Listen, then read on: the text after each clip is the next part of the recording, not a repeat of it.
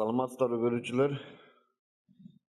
Бүгүн биздин берүүсү жаш акын Бердибек Жамгырчиевдин төмөн кыры менен баштасак.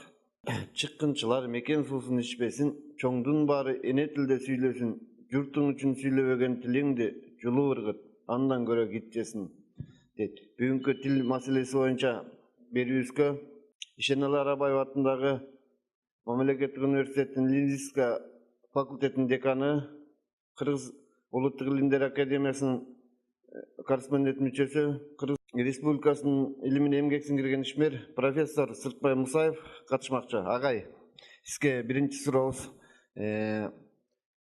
Бул улуттун жоголушуна тилдин түстөн түз тиешеси бар экен. Эң биринчи тил жоголсо, андан кийин улут жоголот экен. Дүйнөлүк практикада бул көп колдонулуп келет. Кыргыз тилинин бүгүнкү күндө сакталып калышына кандай кам көрсөк болот? Себеби азыр практикабызда кыргыз тилинде кыргыз өлкөсүндө башка тилдердин үстөмдүгү жүрүп жаткандай сезилет. Рахмат. Неме байкелер, сиздерге чоң рахмат. Ушул элдин эне тилинин тагдырына түйшөлүп момундай суроону кабыргасынан коюп атасыздар. Туура айтасыз. Улут эл сакталып калыш үчүн сөзсүз түрдө тил сакталыш керек. Мен сизге бир фактын айтайын. Кашкайган чындык. 1929 жылы биринчи жолу эл катта болгон СССРде. Ошондон кийин 1979 жылы кайра эл катта болот, 50 жылдан кийин. 29 жылкы эл каттоодо Советтер Союзунда 194 тил бар деп түшкөн. Каттоого 194 тил бар деп. Кийин 50 жылдан кийин жана 79 жылы эл каттоодо 101 тил бар деп түшкөн. 50 жылдын аралыгында Советтер Союзунда коммунизмди курабыз деп ураан таштап аткан эл үчүн кам көргөн мамлекетте 93 тил ың-жыңсыз жоголуп кеткен. Эл менен кошо улут тил менен кошо улут физически жоголуп кетпейт, өлүп калбайт, жолу такыр жоголуп кетпейт, алар сиңип кетет. Бөлөк элге сиңип кетет. Орустар айтмакчы ассимиляция болуп кетет. Мына Советтер Союзунда 50 жылда 93 эл бөлөк элдин арасында сиңип тили жоголуп кеткен. Мына ушул факт эле тилге кандай мамиле кылыш керек экен, тилди кантип сакташ керек экен. Тил жоголсо эл жоголор, улут жоголор, өлкө мамлекет жоголорун көрсөтө турган кашкайган факт. Ал эми бизге келе турган болсок, туура айтасыздар, бүгүнкү күндө биз сыяктуу чакан майда эл эмес, саны аз эл. Чакан элдин тагдыры өзгөчө эки жагында чоң империя курчап турган, географиялык аймакта турган биз сыяктуу чакан элдин тагдыры өтө оор болот. Анткени улуу эл, чоң эл, саны көп эл өзүнүн экономикалык, социалдык, саясий, согуштук жагынан күчтүү болот дагы бизге үстөмдүк кылат. Алардын ошол үстөмдүгү сөзсүз түрдө тилге таасир этет. Анткени бүгүн жалаң орусча сүйлөйбүз. Бүгүнкү күндө жалаң кытайча сүйлөй баштады биздин балдар. Кытай тилин оку деп эч ким айтпаса да кытай тилин үйрөнүп атышат. Анткени бул Кытай менен алака күчтүү болот. Американын тилинде сүйлөп атат, Англиянын тилинде сүйлөп атат, немистердин тилинде сүйлөп атат. Ушунун баардыгы жана сиз айткан биздин төлкөмдө биздин тилге бөлөк тилдердин үстөмдүгү күчөп атат деген сөзүңүзгө түздөн түз күбө болуп бере турган факт бар. Ушул абалда эмне кылышыбыз керек? Эми муну менен мен кыргыз эли, кыргыз тили бөлөк тилдер менен карым-катышта болбосун деген сөздү айткым келбейт. Андай да болушу мүмкүн эмес. Мен каалаган менен реалдуу турмуш аны каалабайт. Андан сырткары, эгерде бир эле тилдин чегинде, бир эле тилдин алкагында калсаң, өнүкпөй каласың, өспөй каласың. Биздин балдар эчтекеге жарабай калат. Ошондуктан көп тил билиш керек. Бул турган маселе. Ар бир кыргыздын уулу, кызы 3-4 тилди билсе. Бирок бир маселе, ошол тилде билгенде дагы эң биринчи өзүнүн эне тилин, атасынын тилин, энесинин тилин, мамлекетинин өлкөсүнүн тилин биринчи орунга коюш керек. Тилекке каршы бизде мамлекеттик деңгээлде мындай саясат жакшы жүрбөй атат. Мына акыркы учурларда бул маселени ачык айтышыбыз керек. Бул маселе жакшы эле коюлуп атат, бирок чиновниктер анан биз сыяктуу интеллигенциянын айрым бир маңкурт өкүлдөрү бул маселеге маани бербей, дагы эле болсо тилибизди чайнап, бөлөк тилде сүйлөп, бөлөк тилде жазып, өз тилибиздин өнүгүшүнө маани бербей келатат. Өз тилибиздин өнүгүшүнө маани бербей атабыз. Туура дүйнөдөгү маалыматтык технология, өнүгүү, өндүрүлүшүнүн баардыгы бүгүнкү күндө батыш тилдеринде болуп атат. Анткени алардын өндүрүшү күчтүү болуп атат. Алардын товарлары келип атат, товарлардын баарында алардын сөзү турат. Андан сырткары маалыматтардын баардыгын биз орус тили аркылуу, англис тили аркылуу, же кытай тили аркылуу алып атабыз. Мунун баары жакшы. Буларды билиш керек, бирок жанагындай абалда болуш керек. Ар бир кыргыз ошол тилдерди өздөштүрүп билип, бирок өзүнүн тилин биринчи орунга коюш керек. Кыргыз менен кыргызча сүйлөш керек. Кыргызстандын шартында баардык нерселер кыргызча жүрүш керек. Анан эл аралык байланыш болсо, бөлөк элдер менен карым-катыш алака болсо, естественно бөлөк тилде жүрүш керек. Ошол кайсыл ыңгайлуу тил болсо ошол тилде жүрүш керек. Мына бизде эки кыргыз отуруп алып орусча сүйлөшүп атпайбы? Орусча сүйлөшкөндө дагы сабатсыз сүйлөшүп атпайбы? Орустун жанагы жакшы бир кулактын кычуусун кандырган жакшы тилдер сүйлөсө бир жөн. Орустун баягы регионалдык сөздөрү менен, анан жанагындай бир вульгаризм сөздөрү менен, жаргон сөздөрү менен сүйлөшүп, анан орустун тилиндеги грамматикалык формаларды туура эмес сүйлөп, тилин чайнап атышпайбы? Антпай эле өзүнүн кыргыз тилинде жакшынакай сүйлө. Кыргызстанда кыргыз тилинде жүргүз иштерди. Четке чыкканда чет тилинде сүйлө. Ушул абалга жетишибиз керек. Ошон үчүн бүгүнкү күндө мамлекеттик саясат үч тил жөнүндөгү, үч тилдин биримдиги жөнүндө маселе көтөрүлүп атат. Мен бул саясатты да колдойм. Үч тил. Мамлекеттик тилиң, орус тилиң, анан бир чет тил. Бирок ушулардын баардыгынын башында негизги тил катары, негизги байланыш каражат катары биздин республиканын шартында ушул мамлекеттик өзүбүздүн кыргыз тили туруш керек. Атүгүл чет мамлекетке кеткен кагаздар кыргызчада кетиш керек. Кыргызча, анан англис тилдүү өлкөлөргө кетсе кыргызча, англисче котормосу, орус тилдүү өлкөлөргө кетсе кыргызча, орусча котормосу менен кетиш керек. Биз мамлекетпиз өзүнчө. Эгемен, эркин, дүңкорсуз, эч кимге көз карандысыз мамлекетпиз деп декларация жарыялап албадык. Анан кайра өзүбүз бүгүнкү күндө эки жака кат жиберсең, орусча жиберебиз. Англичандарга да орусча жиберет, Кытайга да орусча жиберет, чукчаларга да орусча жиберет. Эми чукча өзүбүздүн дил го. Африкага да орусча жиберет. Африкага, Кытайга эмне айырмасы бар? Сен кыргызча жөнөтүп атасың, орусча жөнөтүп атасың. Америкага эмне айырмасы бар? Орусча жөнөтпөй кыргызча жөнөтсөң. Котормосу болсо да. Жок, аяка котормонун кереги жок. Англисче котормой керек да, орусча эмес, англисче котормой керек. Анткени азыр мына мен бир нерсени мындай белгилеп кетишим керек. Тышкы иштер министрлиги ушундай нерсе кабыл алышты. Аякта биз байланышабыз. Мен республикада өкмөткө карашы терминология комиссиянын төрагасымын. Анан ошого байланыштуу алар терминдерди карап бериңиз деп көп байланышат. Карым катыштабыз. Ошолор айтышат, бизде катты ошондой жөнөтөбүз дейт. Эки тилде, мамлекеттик тилде, анан ошол элдин тилинде. Каяка жөнөтүп атсак. Ушуну өнүктүрүш керек, практикалать этиш керек.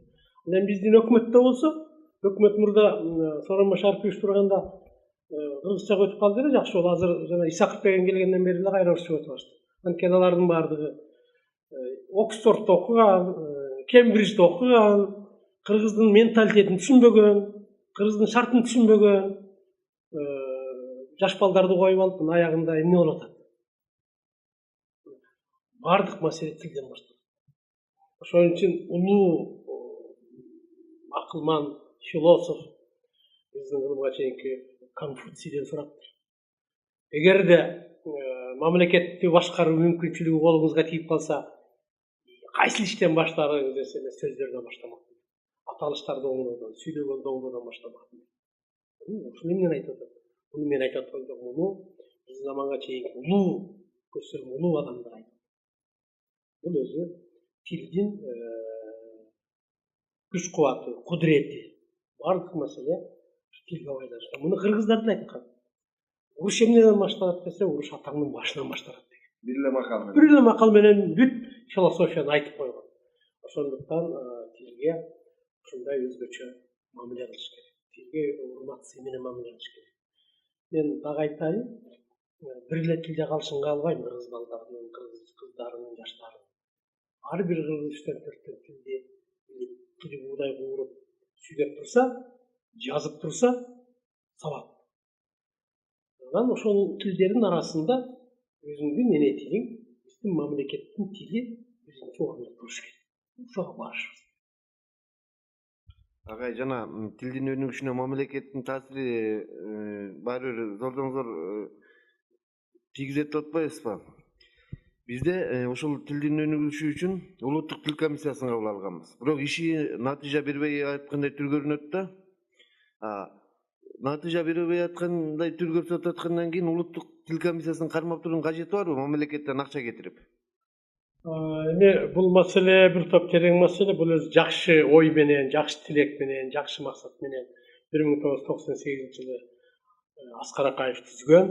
Анткени бул комиссиянын түзүлүшүнө белгилүү деңгээлде биздин тилчилердин салымы бар. Анткени академик Орузбаева, член-корреспондент, мүчө-корреспондент Ахматов Токтос Керимбаевич ошол кездерде улам маселе көтөрүп, улам макала жазып, ачык айтып коюш керек. Жана мамлекеттик тил жөнүндөгү мыйзамдын текстин эң алгачкы кыргызча текстин мен жазгам.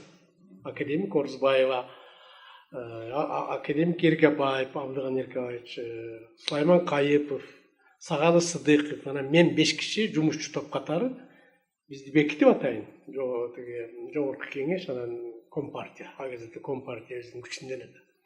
Анан алар жаш мага табыштап тилчи деп анан мен жазып келгем. Анан ошондон баштап мен ушул маселеге баш отун менен киришип келатам. Анан муну академик Бүйүн Өмүрзаковна Орузбаева эже өзүнүн китептеринин баарына жазды. Ошо мен ошол жасаган иштеримди, мен жөнүндө закондун алгачкы текстин түзүп келген тилдин дыйканы деп жазды да китебине. Анан ушул ишке биз баш отубуз менен киришип, албетте бул жерде көп кишилердин эмгеги бар, көп тилчилердин, окуучулардын эмгеги бар, жаштардын эмгеги бар, улуу мундун өкүлдөрүнүн эмгеги бар. Анан ушу Аскар Акаевичке улам маселе кое берип, анан киши атайын мамлекеттик тил боюнча улуттук комиссия түзгөн 98-жылы. Ошого мен илимдин кандидаты кезинде, жашына кезинде ошондо мен мүчө болуп киргем. Эң алгачкы. Ошондон бери ушул комиссияда мүчөбүз, ортодо 1-2 жолу ошо төрагалар менен мен келишпегендиктен 1-2 жолу кирбей да калгам. Мага кириш максат эмес. Мен кирбей эле иш жасай берем, бир жакта жүрүп. Жасап келаткан киши менен ошондон бери мен ошол улуттук комиссиянын мүчөсүмүн. Учурунда ошол улуттук комиссияга мени төрага кылабыз деген дагы маселе көтөрүлүп, анда Накен Гасиев деген бар бир киши, ошол киши госсекретарь. Асанканов Абылбек деген президентке карашы социалдык бөлүмдүн башчысы. Аскар Чуктаевич академик Какеев а киши президенттин кеңешчиси. Ошол кишилер ушу Аскар Акаевичтин өтүнүчү болсо керек, ушу мени ошол жака коебуз деп, анан мен бир топ талаптарды коюп, анткени талаптын негизгиси бул. Улуттук комиссиянын, мамлекеттик тил боюнча улуттук комиссиянын укугу жок. Эч кандай укугу жок. Таасир бере турган. Анан буларды бул какой белгилүү деңгээлде психологиялык фактор болгон учурунда. Анан укук берилбей калган да буларга. Укук берсе булар иштейт эле. Укук берилбей калган, ошондуктан булар сиз айткандай айрым бир маселелерди чечкенге шай келбей атат, шаасы жетпей атат. Ишинен натыйжа ошон үчүн иштен натыйжа жакшы чыкпай атат. Укуктары жок. Мен ошондо ошондой бир топ талаптарды койгом. Мен ал узун сөз, ал боюнча өзүнчө мындай берип турсаңыздар айтып бере алабыз. Башка убакта маек десе болот. Мен ошол учурда 3-4 талап койгон. Ушул иштин ары карай жылып кетишине. Анан мени ушу Накен Гасиев, госсекретарь, өтө эле сак кишилер да булар. Чуңкурга бутун салбай эле кайпактап турган киши да. Анан ал киши мени бүттү деп макулдашып койгон менен чечилбей калган. Мен анан көрсө кийинчерээк байкаштырсам, ушу Аскар Акаевич кайтышкан экен, бул ушу ошибкалуу радикал өкүмдөр. Орустар менен мамилебиз бузулуп калышы ыктымал деп. Сак кишилер, мындай кишилер жыргатпайт. Улутту да жыргатпайт, өзү да жыргабайт. Булар кайпактап эле ушул чуңкур жер баскысы келбей турган киши да госсекретарь болчу. Накен Гасиев.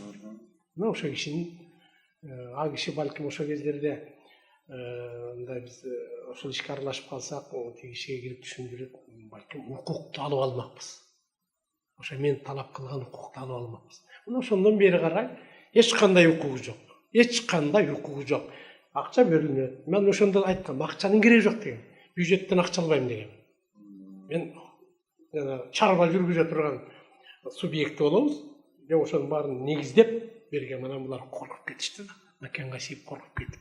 Кийин абырбек досум айтты. Накен Гасиев коркуп кетип эле сени койбой койдук дешип. Анан мына бүгүнкү күндө ошон үчүн эл туура түшүнүш керек. Коомчулук туура түшүнүш керек. Улуттук комиссия бар, бирок укугу жок. Анча акча берет, ал акчага китеп чыгарат. Анан байкуштар көчөдө турган бир сөздөн урата албайт барып. Айыппул сала албайт.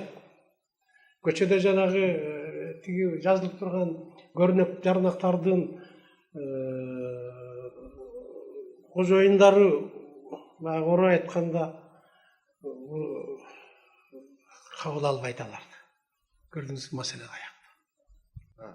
Эгер ошондой укугу жок болуп, жанагындай натыйжа бербей аткандан кийин, мамлекет тарабынан акча коротуунун зарылчылыгы барбы? Мындай да, мамлекеттин акчасы көрүнгөн жакка короп атат.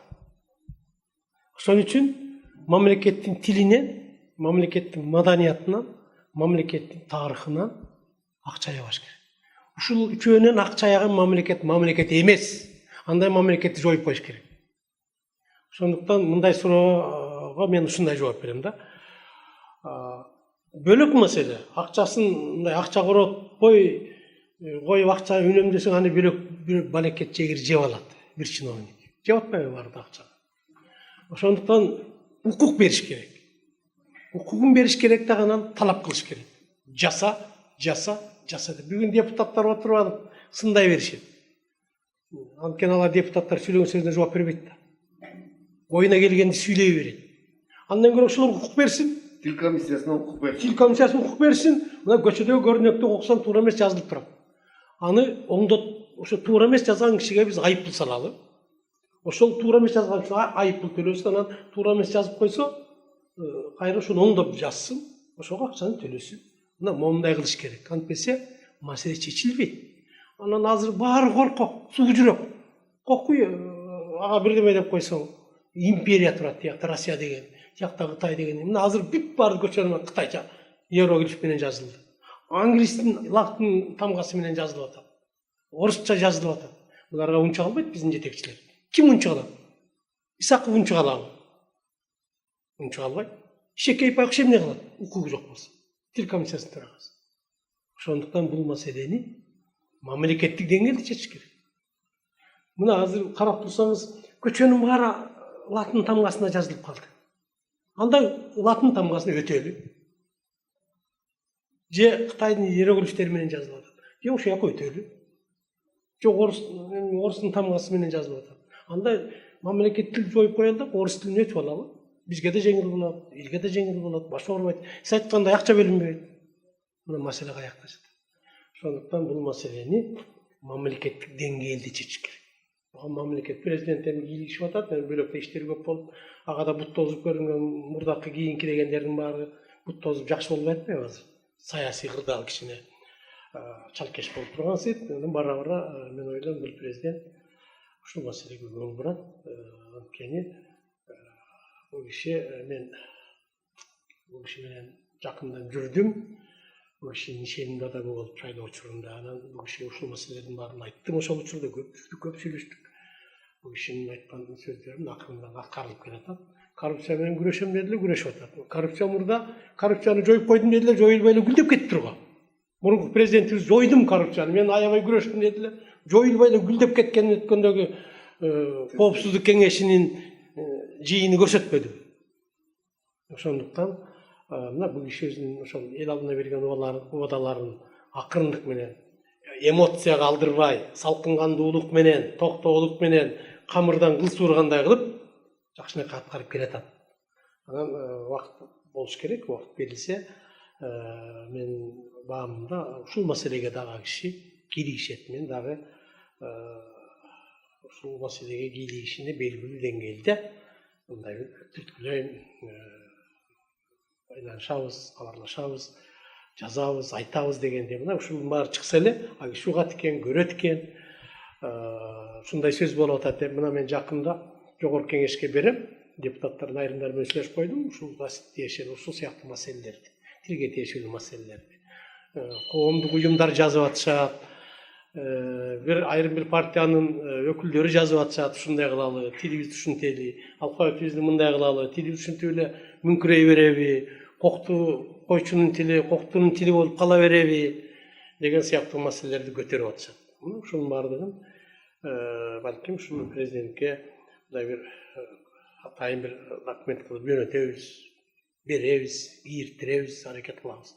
Ошондо ушул маселелер балким ордунан жырат болуш керек.